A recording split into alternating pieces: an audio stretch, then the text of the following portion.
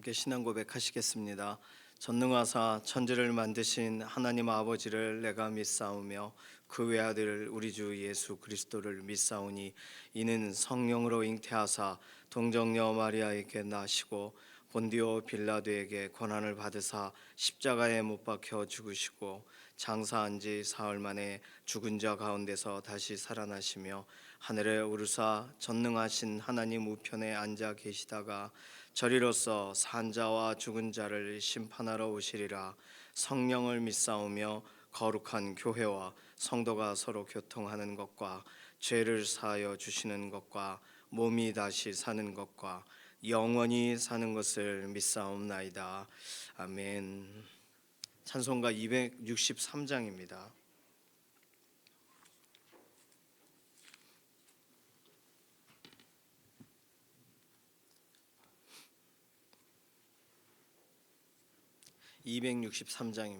이 세상 험하고 나 비록 약하나 늘 기도 힘쓰면 큰 권능 얻겠네. 주의 은혜로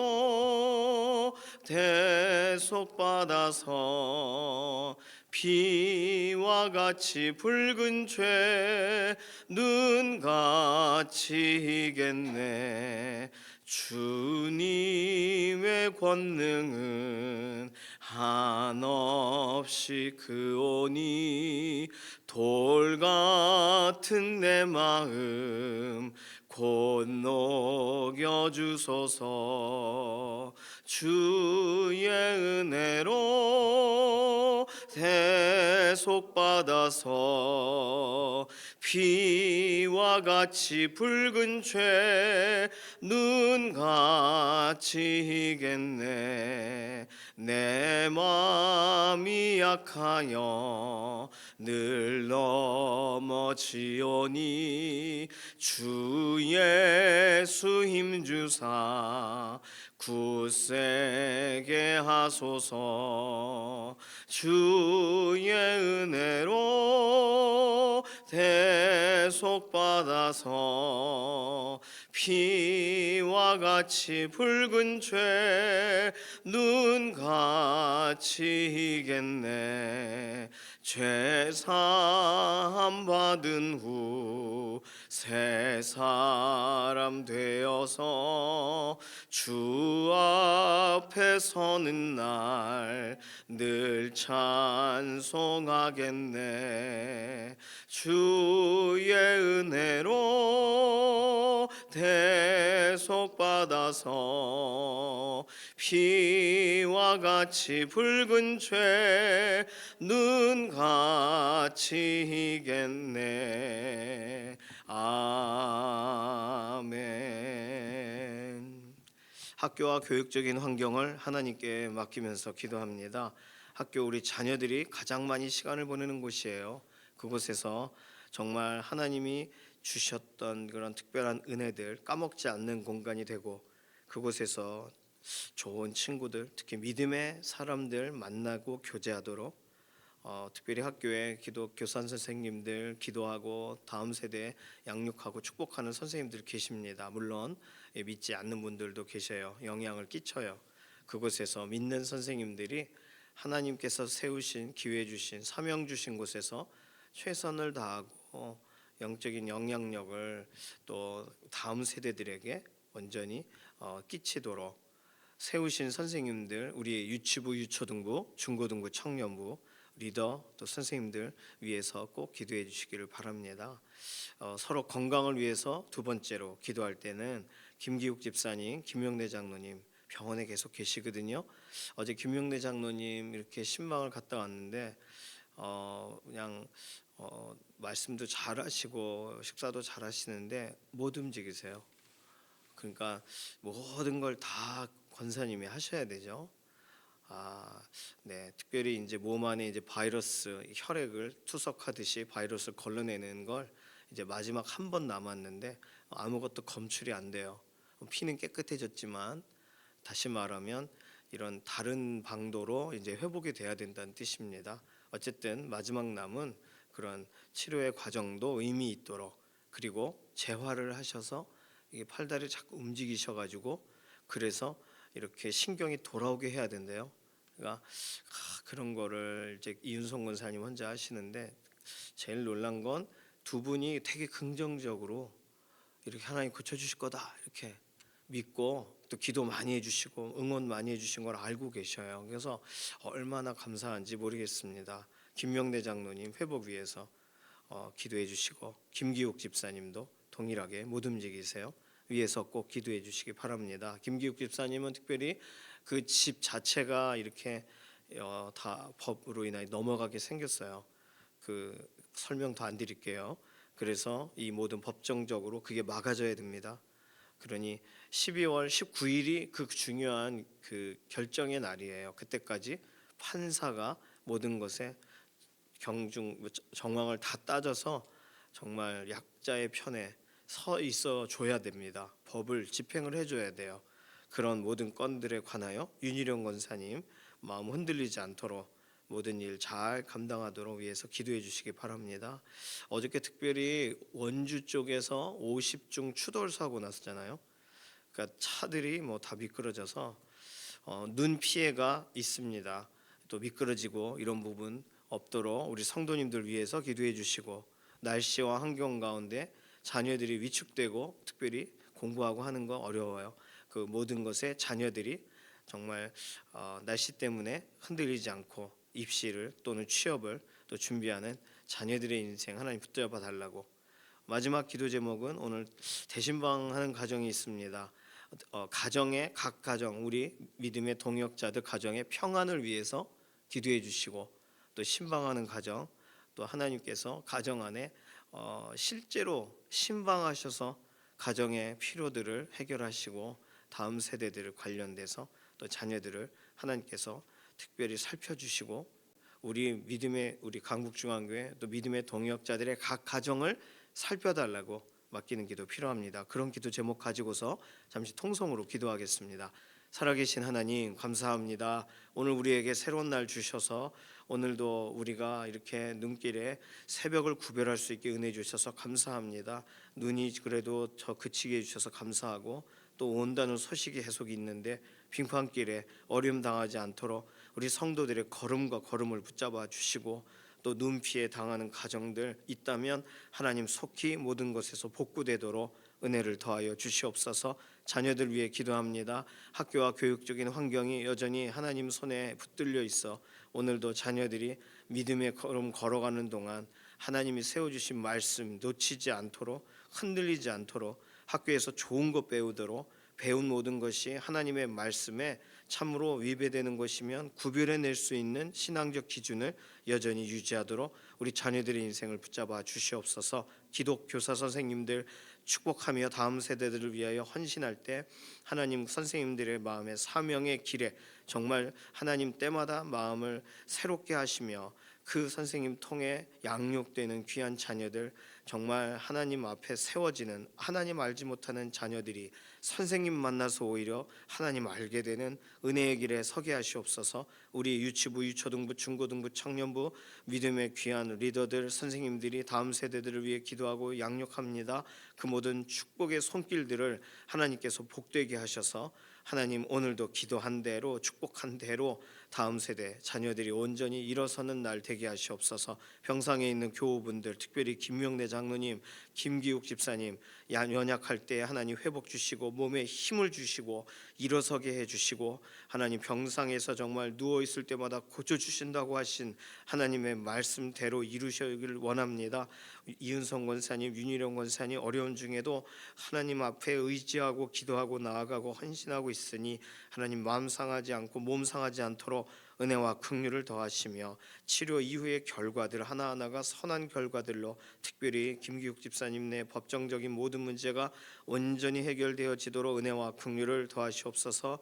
하나님 특별히 이해신 권사님, 김숙자 권사님, 또 한봉수 장로님, 심우길 권사님, 임지연 집사님, 임장훈 권사님 가는 연약한 부분에 회복의 회복을 더하시옵소서. 우리는 또 신방하는 가정이 있습니다. 우리의 강북중앙교회 또 믿음의 가정들 각 가정을 돌아보셔서 가정 안의 피로를 채우시고 특별히 다음 세대들 길을 열어 가시며 하나님께서 각 가정에 실제적으로 신방하셔서 연약한 모든 것들을 바꾸시며 소망 있게 하시고 하나님 의지하고 바라보는 믿음의 하루가 되게 하여 주시옵소서. 기도하는 가정 되게 하여 주시옵소서. 기도하고 맡긴 모든 것에 응답하실 것을 인해 감사드리며 살아계신 예수님의 이름으로 기도드립니다. 아멘. 아가서 4장 1절에서 7절까지 말씀입니다.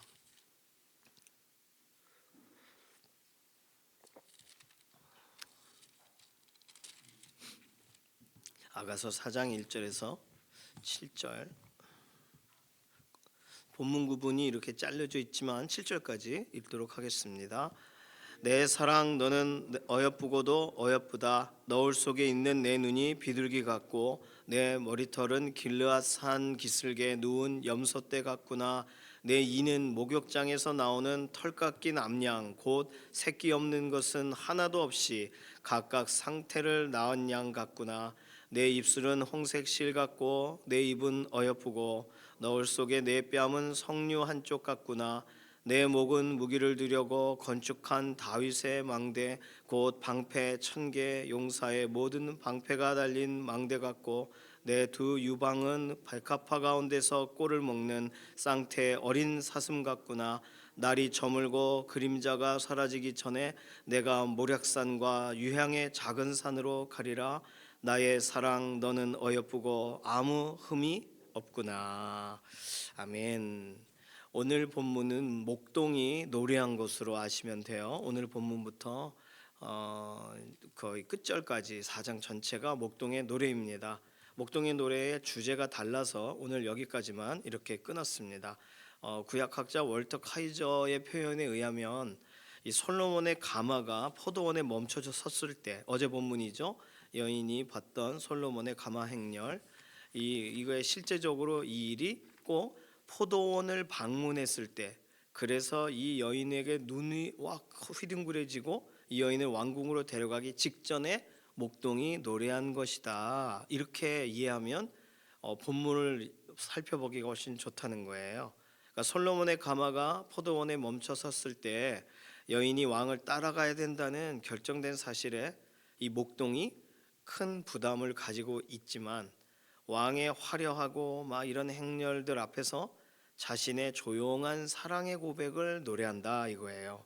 그래서 이 여인에게 말해주고 6절 보시면 날이 저물고 그림자가 사라지기 전에 내가 모략산과 유향의 작은 산으로 가리라. 이게 무슨 표현이냐면 나는 지금 왕을 당신이 따라가니까 참 우리는 잠시 이별하게 되지만 나는 내가 이별은 일시적인 것이고 나는 산지로 돌아가 있을게요. 이렇게 말하는 거예요. 이게 앞에 본문에서 여인이 이 꿈속에서 목동이 막 저 산에서 그가 산에서 달리고 자 2장 8절 내 사랑하는 자의 목소리로구나 보라 그가 산에서 달리고 작은 산을 빨리 넘어오는구나. 이게 저쪽 그 예를 들어 산 기슭에서 출발해 멀리 양떼가 있고 목동이 오고 또 이렇게 언덕을 지나오고 이게 막 눈에 선한 거잖아요. 동일하게 이걸 여인이 꼭 목동에게서 모략 냄새가 난다 이렇게도 말했고 실제 솔로몬이 올 때 모략과 유향과 여러 가지 향품을 풍기면서 연기 기둥처럼 멀리서 오는 그런 장면이 계속 비슷한 이미지들이 크로즈업이 되고 있습니다. 그러니까 오늘 본문은 6절에 날이 저물고 그림자가 사라지기 전에 내가 모략산과 유향의 작은 산으로 가리라. 목자가 말한 산으로 가는 거예요. 자기 신이 이렇게 양을 시키고 했었던. 그런데 솔로몬이 올 때 나는 모략과 유향의 냄새처럼 꼭 여인이 사랑하는 사람에게 모략의 냄새가 나는다라고 느꼈던 것 같은 이런 모든 이미지들을 이 목동이 표현들을 여인들의 표현이나 이런 걸 다 담아가지고 자신의 관계에 대해서 설명하는 거예요. 그래서 나는 산지로 돌아가 있을게요.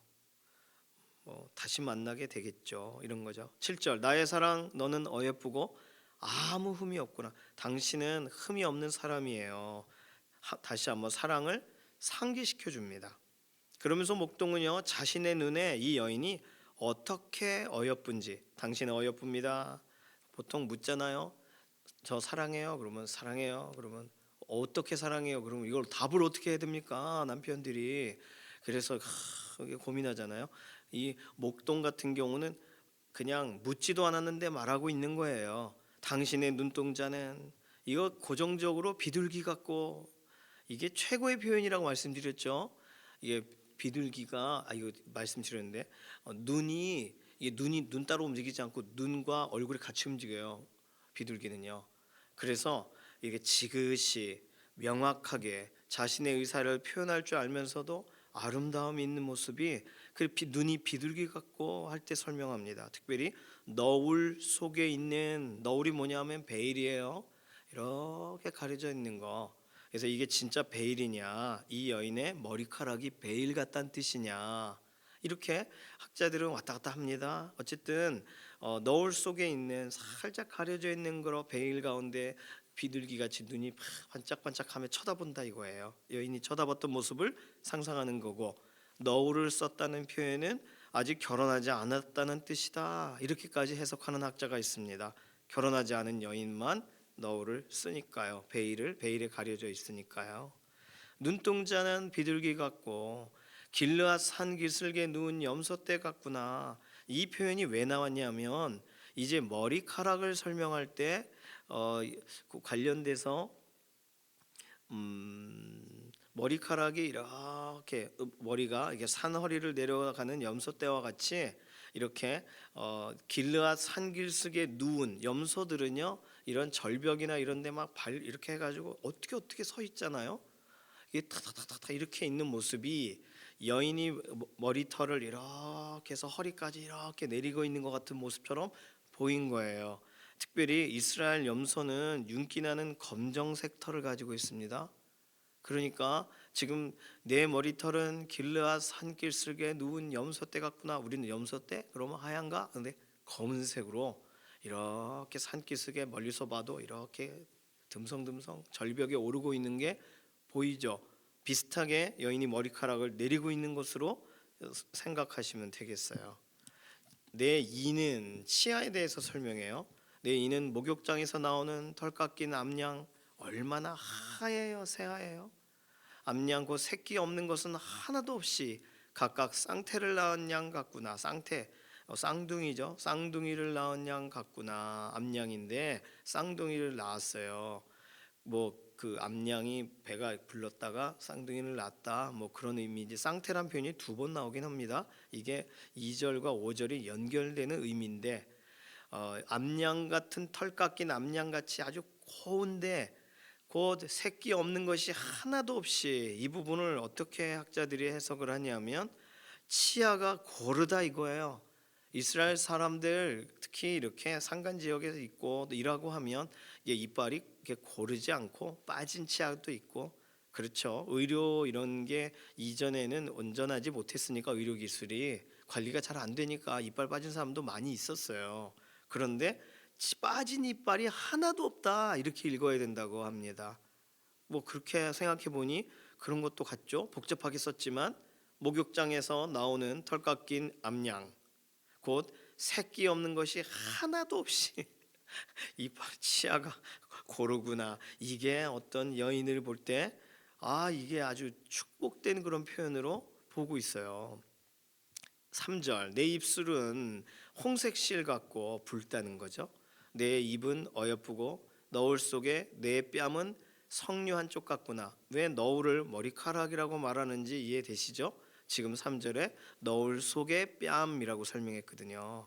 그런데 뺨이라고 할 때 각주에 보시면 관골, 그러니까 관자놀이 정도예요. 왜 관자놀이일까?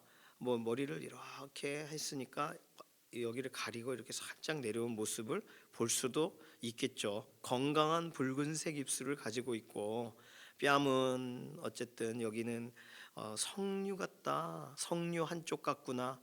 이게 이 표현 자체가 석류가 반쪽, 석류가 이렇게 열려서 안에 게 보이고 겉에가 이렇게 겉에 껍질이 있는 모습으로 지금 설명한다는 거예요. 성류는 당시에 이스라엘 사람들 어떤 상징적인 그런 이런데 그림으로 들어가기도 하고, 성류는 좀 의미 있게 아름다움을 상징도 하고, 또 이렇게 오늘 우리 뺨이 붉다 이런 걸 설명하면서 어떤 홀쭉한 그런 모습, 뭐 이렇게 보조개 이런 걸 다 포함해서 설명하는 것처럼 보입니다. 그래서 여인을 어느 정도 관찰했는지를 볼 수가 있어요. 그렇죠? 자, 그 다음에 내 목은 무기를 두려고 건축한 다윗의 망대, 곧 방패 1000개, 용사의 모든 방패가 달린 망대 같고, 이게 무슨 말이냐면 무기를 두려고 건축한 다윗의 망대, 다윗 때의 망대를 여러 군데에 세웠습니다. 여러 군데에. 그러니까 그 당시에 망대를요 대리석으로 세웠다고 해요. 그러면 색깔이 목이 하얗고, 일단 그렇게 이해하면 되겠죠. 그리고 뭐가 이렇게 무기를 두려고 방패가 달려있는 망대 같다, 이 표현이 되게 낯선데, 에스겔서 27장 한번 가보실까요? 에스겔서 27장에 망대에다가 방패를 전리품으로 부착을 해요. 그게 하나의 이스라엘의 이후의 왕들의 관행이기도 합니다. 에스겔 27장 10절 11절 보세요. 에스겔 27장 두로에 관련된 예언인데 10절과 11절, 에스겔 27장 10절과 11절 찾으셨으면 같이 읽습니다. 바사와 룻과 붓이 내 군대 가운데에서 병정이 되었으며 내 가운데에서 방패와 투구를 달아 내 영광을 나타냈도다. 아르왓 사람과 내 군대는 내 사방 성위에 있었고 용사들은 내 여러 망대에 있었으며 내 사방 성위에 방패를 달아 내 아름다움을 온전하게 하였도다. 이게 전쟁을 하고 전리품들을 가져와서 망대 위에 막 이렇게 다는 거예요. 뭐 보호하려고 방패를 다는 게 아니라, 방패나 이런 걸 달면 번쩍번쩍 할 거 아니에요, 멀리서 볼 때. 그러니까 와, 저기가 전쟁에 이기고 그렇구나. 그러니까 이게 에스겔 이 본문을 보니까 전리품처럼 이 방패가 달려 있어요. 그러면 지금 이 여인의 목에 뭐가 있는 것처럼 그걸 보고 지금 이렇게 비유한 걸까요? 목걸이와 같은 거 이렇게.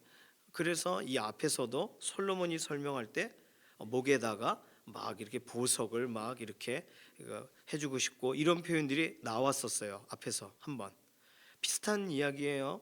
그러니 이 목은 무기를 두려고 건축한 망대 같은데 방패가 달려 있구나. 그러니까 목에다가 이렇게 목걸이 같은 거를 이렇게 했구나, 그런 설명인 거예요. 5절에 내 두 유방은 백합화 가운데서 꼴을 먹는 쌍태 어린 사슴 같구나. 백합화는요 이미 주일날 설명을 드렸지만 백합이 아니라 연꽃이라고 설명을 드렸어요. 그러니까 아네모네와 같이 이게 붉은색이에요.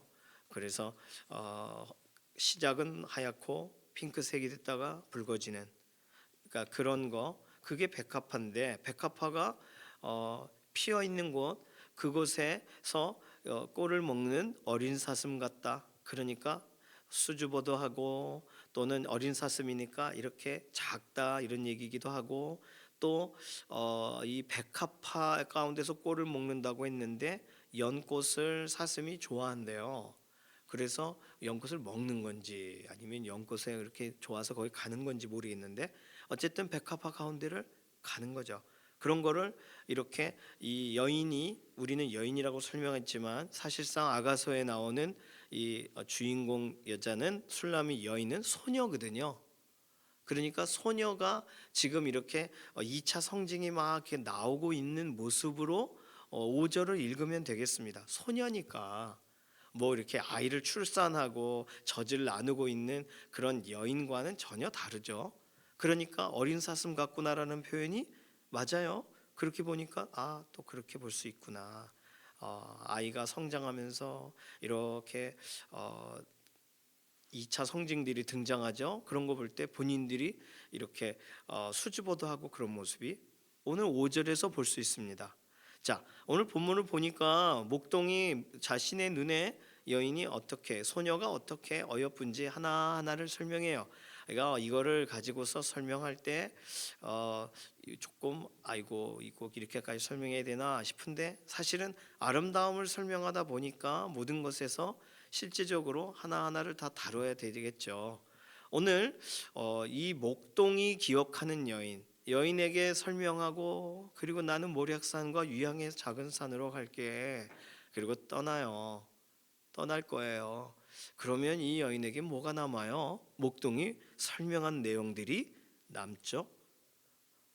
자신을 어떻게 아름답게 보고 있는지, 자신의 눈은 그냥 이렇게 그냥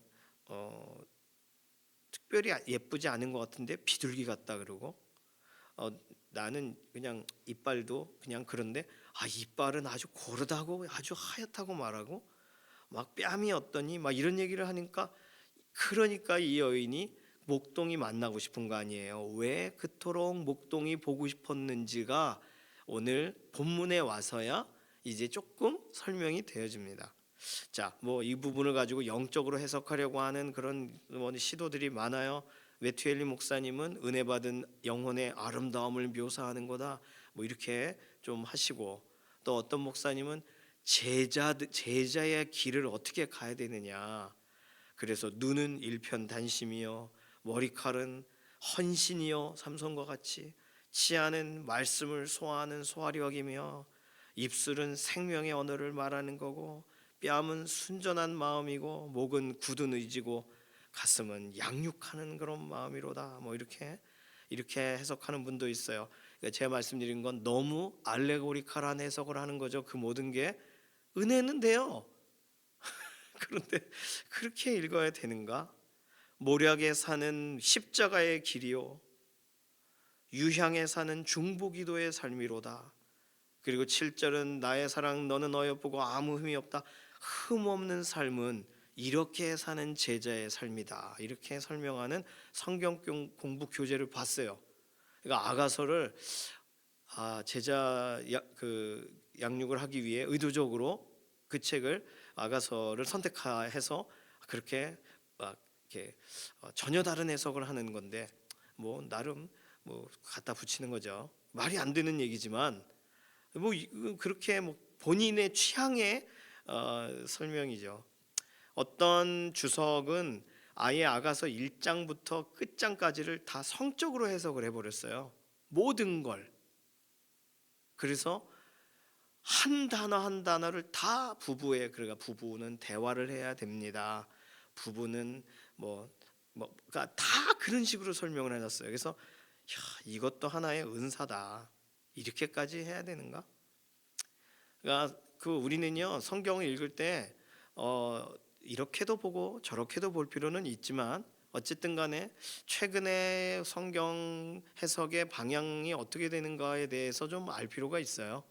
그래서 설명드리지만 아가서는 목동과 여인과 그리고 왕과 이렇게 왕이 여인을 사랑하고 여인은 목동인을 더 사랑하는데 왕한테는 아니고, 이런 어떤 하나의 드라마틱한 이런 극처럼 아가서가 진행이 되면서 하나님의 사랑 그리고 변함없는 사랑에 관계된 그런 이야기로 아가서가 읽혀져 있는 것은 맞습니다. 그래서 오늘 본문을 보시면서 목동이 이 여인을 사랑하고 목동의 눈에 담은 그 여인에 관련된 이야기를 해주고 그는 가겠다고 하잖아요.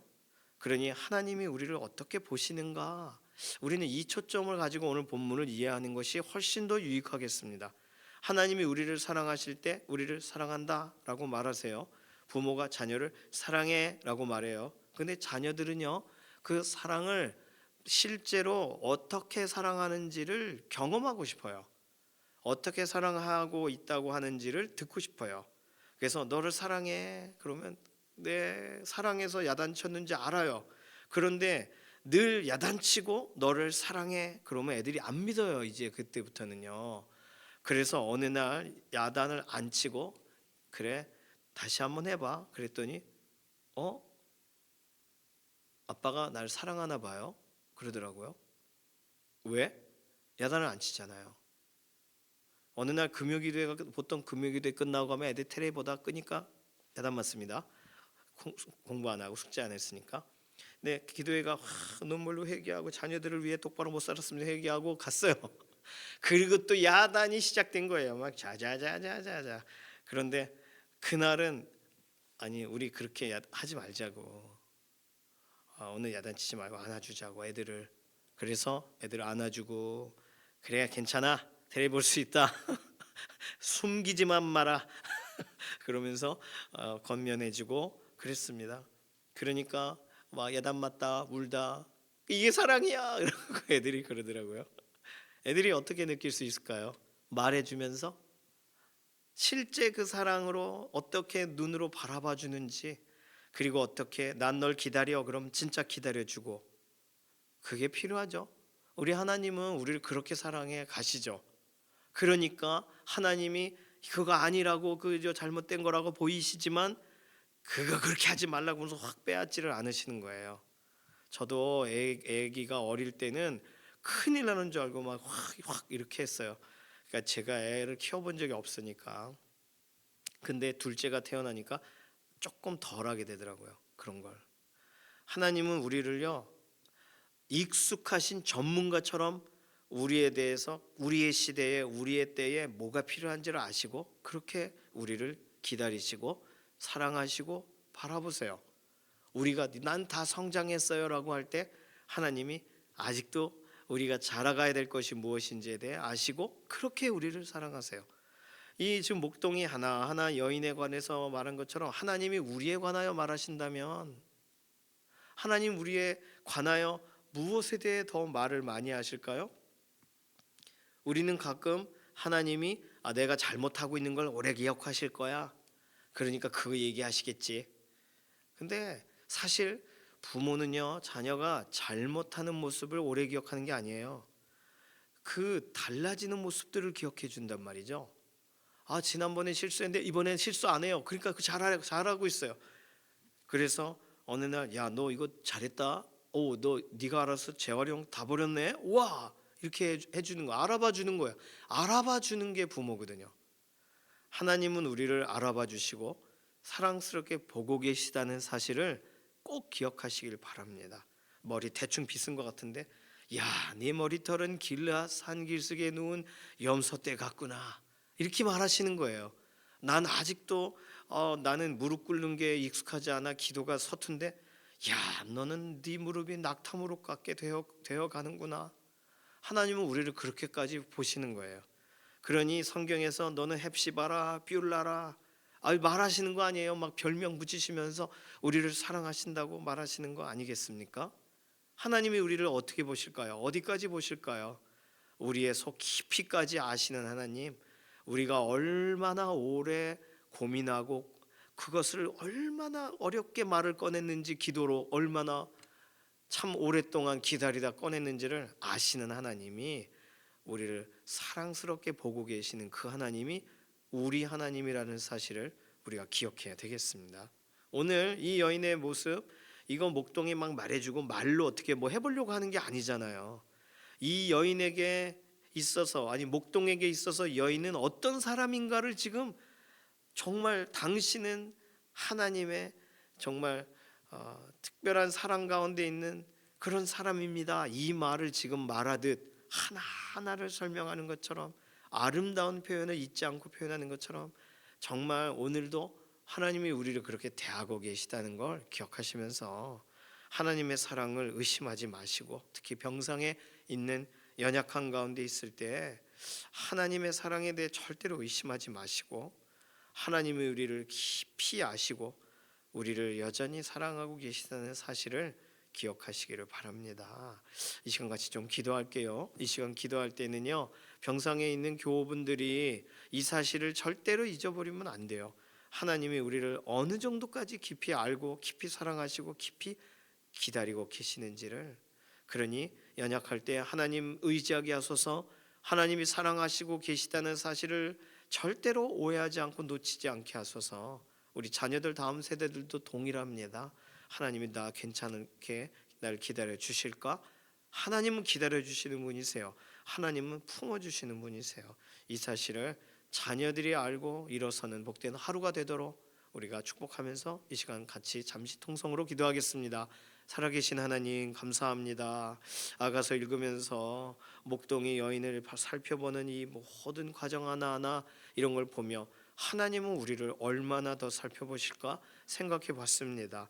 우리의 깊은 부분까지, 우리의 고민까지, 우리의 탄식까지, 한숨까지 정확하게 아시는 하나님, 오늘도 하나님의 품 안에 녹여주시고 하나님의 계획 가운데 우리를 이끌어 주시며 하나님의 온전하신 인도 가운데 우리의 향방 없는 순간을 지워지게 하시고 병상에 있을 때, 연약할 때, 성장기에 있을 때 우리의 자녀들의 인생에 오늘도 하나님의 사랑하심을 드러내시고 보이시고 이끌어 가실 줄로 믿습니다. 오늘도 오해하지 않고 믿음으로 일어서는 믿음의 동역자들이 되게 하여 주시옵소서. 감사드리며 살아계신 예수님의 이름으로 기도드립니다.